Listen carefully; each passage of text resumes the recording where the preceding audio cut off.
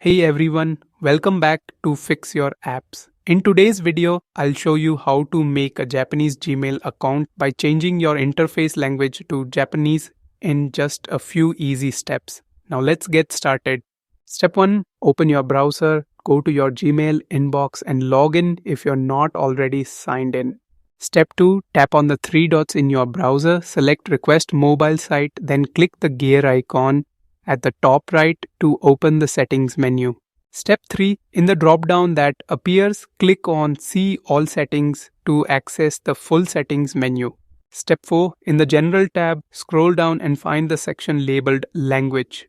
Step 5. Click on the current language shown to bring up a full list of available languages.